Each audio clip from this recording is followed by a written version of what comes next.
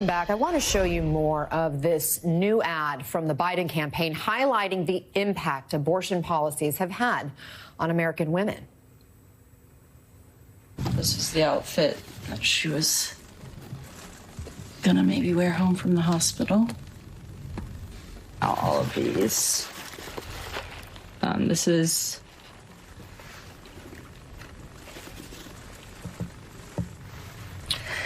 the blanket that she was in.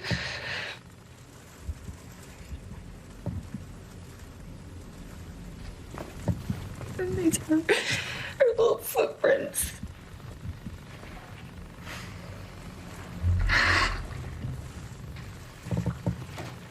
It's okay.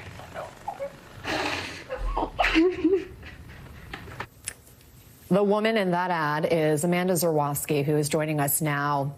Amanda, thank you for taking the time. I'm so sorry for what you have been through. For those who aren't familiar with your story, can you just describe to us your experience and why abortion laws in Texas, where you're from, made your fertility experience much more difficult? Sure thing. Thank you so much for having me and for giving some space to this story. So in 2022, I was pregnant and just shy of 18 weeks. I was 2 days shy of 18 weeks. I experienced complications and found out that I was going to miscarry. Losing our daughter was inevitable because of the condition that I had developed. But because of the laws in Texas, the doctors were not allowed to perform an abortion because the baby's heart was still beating, and so that would have been considered illegal. So we had to wait until either her heart stopped beating or until my life was considered at risk, which was the only exception at the time, at which point my doctor would be able to intervene. And so for me, it took 3 days before I got sick enough, and I actually crashed into septic shock twice and nearly died before I was able to get the health care that I needed. Wow. Wow. It's got to be just so painful to think about all of this and to relive it over and over again. Did you have any apprehension about doing this ad for the Biden campaign? You know, I didn't. I will be honest with you, it was really difficult to film, and it has been really difficult to watch it over and over again. I'm really glad that it is getting picked up and people are paying attention and people are realizing how important and how critical this issue is, but it's really hard.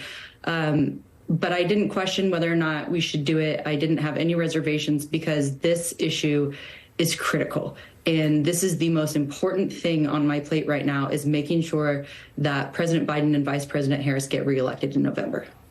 What's your response to Donald Trump's comments yesterday saying abortion should be left to the states and that it's okay for different states to have different laws? I mean, to me, that's him saying that he endorses and he backs the bans in states like Texas, and he thinks that what happened to me, nearly dying and permanent compromising of my fertility, is okay, and that's what should happen. That's what that says to me. And frankly, I don't believe him when he says that he wouldn't sign a national abortion ban. He has already said that he will, and we have seen his allies come out with very detailed and concrete plans for how they will enact a national abortion ban with or without the help of Congress if he's reelected. Do you blame Donald Trump for what happened to you?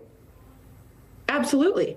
If he hadn't overturned Roe v. Wade, Texas would not have been able to instate the law that prevented me from getting the health care that I needed, which nearly killed me and has forever compromised my ability to have children in the future.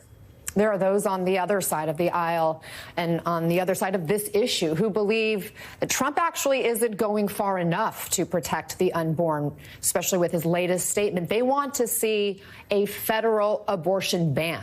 What do you say to them? Well, I think first and foremost, that's disgusting. But I also think that that group of people is very small. And I think, yes, they're very loud, but there are very few people who actually believe in a total national abortion ban. And we're seeing the number of people who don't support these bans is growing by the day. And the more we talk about it and the more the Biden-Harris campaign keeps this front and center, the more critical it is. So what's next in your fight? What's on the line in this election, do you think?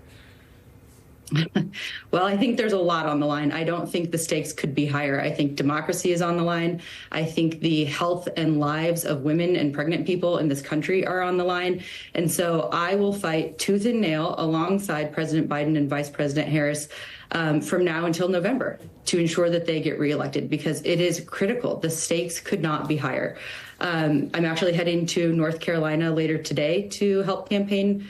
And next week I'll be in Wisconsin to help campaign as well. So this won't be the last you'll see of me, unfortunately.